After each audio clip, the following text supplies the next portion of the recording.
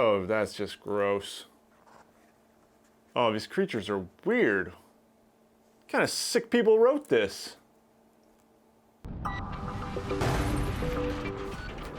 Hi everybody, my name is Nate and you are watching WASD20, a channel about tabletop RPGs and fantasy maps. In today's video, 5 of the most totally bizarre creatures in D&D 5th edition, with a couple honorable mentions at the end as well. But before we get to our first monster, bizarre creatures abound in out-of-the-box encounters from Nerdarchy, my sponsor for this video. This book was kickstarted a while back, it did very well, and now their pledge manager is live for you all to go take advantage of this deal for a big book full of easy-to-use D&D encounters. No matter what player level or what environment, you'll find awesome encounters you can slot into your existing campaign quickly and easily, with lots of full color art, beautiful maps, and you can actually download a free encounter right now to get a feel for this book if you want to go create a free account on their Pledge Manager site. So go check it out right now, there's a link down in the description. So our bizarre creatures. I considered many, but for this video, our 5 winners for the weirdest met a couple different criteria. First, they had to look weird.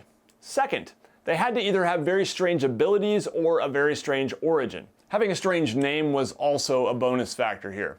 Now, at first I was hoping to stick to just the monsters in the monster manual, but I really could not resist dipping into Volo's Guide. Seriously, this book has some cool and very strange monsters. Now in this process, I intentionally avoided some of the Spelljammer creatures like the Gif or the giant space hamster, because obviously in a more traditional fantasy setting like the Forgotten Realms or most of your average D&D homebrew worlds, these creatures are going to be insanely bizarre. But in the world of Spelljammer, they're still insanely bizarre. But anyway, all of these creatures I present with a mixture of, this is kind of dumb, who thought of this? And so cool. But I generally really like these creatures, especially some of the classics. I think there's a lot of nostalgia there for creatures like our first one, the Gelatinous Cube. Imagine walking through a 10-foot hallway as you're delving a dungeon. You round the corner and you hit something gooey and wet. Before you can react, it lurches forward and you're inside, unable to breathe. It's a gelatinous cube. Okay, so here we have a 10-foot cube of clear jelly-like ooze, and it moves and it swallows things up. It's actually hard to spot unless you can see some bits of bone or an old rusty battle axe or something caught inside, seemingly floating in the air. So it's easy to walk right into a gelatinous cube if you aren't careful. This one is in the monster manual and it's a CR2. So the Gelatinous Cube is not a particularly tough monster. It takes a DC 12 strength check for an ally to pull you out or for a creature to escape on its own, but it is weird. It actually cleans the floor as it moves because of its texture. It just like consumes things. Getting stuck inside can deal a fair bit of acid damage, but don't worry, it only dissolves fleshy things, so your allies will still be able to get your shield out of there, and probably even your bones. Remember the 4 R's of dungeon delving: reduce, reuse, recycle those shields and axes, and run. Next up, the Beholder, another absolute classic from the monster manual.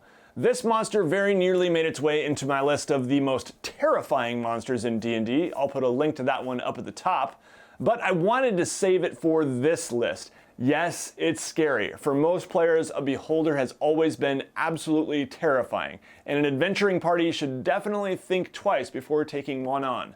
However, if you really take a step back from how dangerous you know they are in the game and look at the Beholder, I mean, what? It's a giant fleshy glob with a single giant eye and 10 smaller eye stalks, and each eye does something different. All bad things, by the way, very bad things. Oh, and it just floats through the air. Now, Beholders have been around since the early days, and I think it's safe to say its look has evolved a bit over the years, but the basics haven't changed too much. They definitely look more fierce now, for sure. In 5th edition, a Beholder is a CR 13 monster, or a CR 14 if it's in its lair. Its only attacks are with rays of various things that are shot out of its eye stalks, which a Dungeon Master, by the way, is supposed to roll randomly for using a D10. There are 10 different things, at least according to the rules as written. Will it be petrification, fear, and slowing, or charm and death ray and sleep? The dice will tell. Which is also kind of odd compared to the way DMs handle most monsters. Beholders are maniacal, extremely paranoid, and among their many other bizarre characteristics, one of the strangest is that the only way a beholder comes into existence is that a beholder's dream about another beholder, or even a dream about itself, may on rare occasions cause a warp in reality from which an entirely new beholder, or beholderkin, comes into existence. I said beholder a lot in that sentence. Next up, a little known creature called the nilbog. This one is from Volo's guide. Now look at this word, read it backward.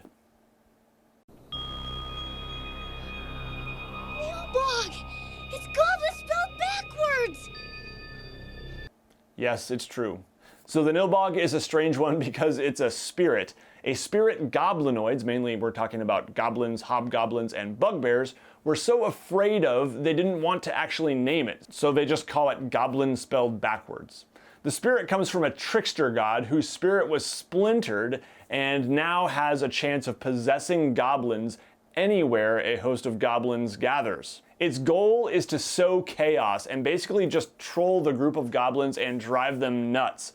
While it's only a CR1, its maniacal nature means that if the goblinoids try to kill it, the spirit will probably just possess another goblin and not leave them alone. Their only hope is to treat it well and give it respect and praise. There's all kinds of crazy stuff here. For example, any creature that tries to damage the nilbog must succeed on a DC 12 charisma saving throw or be charmed. A charmed creature must use its action praising the nilbog. Also, as a reaction, the nilbog has a reversal of fortune ability that can reduce damage dealt against it to 0, and instead regain 1d6 hit points. So yeah, there's a lot of tricky stuff there. It's definitely an interesting creature. Next up is the Audiogarf. A CR5 in the monster manual, this strange three-legged creature has a bloated body and 2 rubbery tentacles with leaf-like endings it can use to shovel food into its mouth full of sharp teeth. A 3rd tentacle extends upward and has the creature's eyes on the end. That's all incredibly bizarre, but personally, I'm really trying to wrap my mind around the whole 3-legged walking thing. I just can't picture it. Audiogarfs also have some limited ability to communicate telepathically.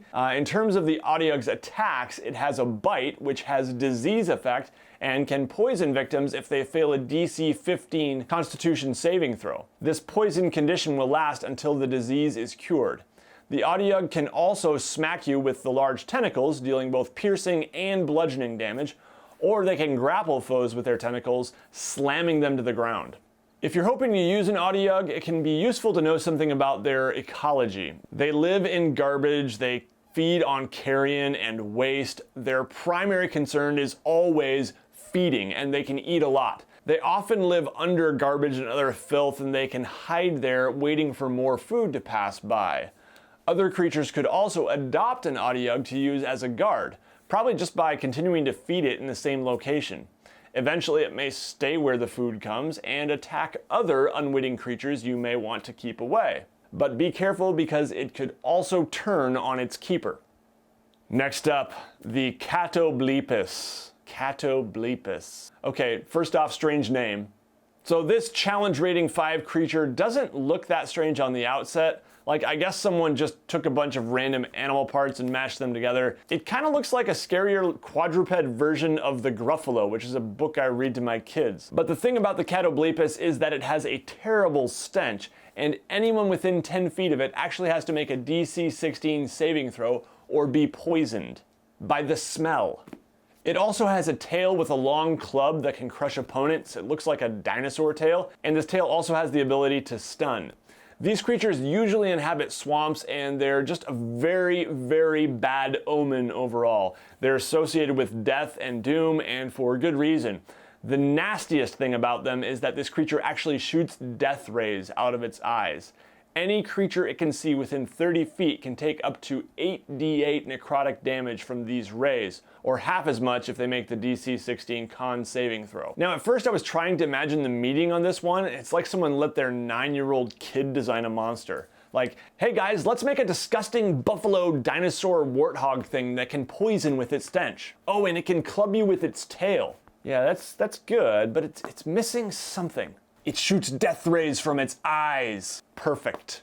So that's not at all how it went, because as some of you probably know, the catoh bleepus is actually based on some historical accounts from Greek and Roman historians of an animal they encountered in Africa, probably Ethiopia. Yes, these accounts do mention a terrible stench that can actually harm creatures, and Pliny the Elder actually claimed that it was, quote, deadly to the human race, as all who see its eyes expire immediately. Sounds like an accurate historical account to me.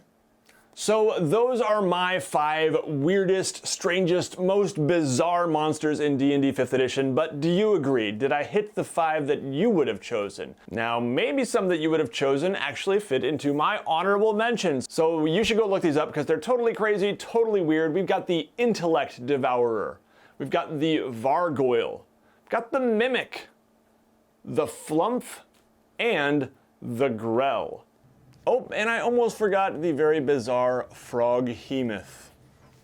All right, there they are. What do you guys think? What did I leave off? What are some of the strangest monsters that you've encountered? I definitely did think it would be cool to include some historical monsters, so maybe I'll do a future video on that. In this one, I focused on just 5th edition monsters. There's definitely some odd ones from the past. As always, I want to give a huge thank you to my patrons. Patrons are people who support this channel on a monthly basis.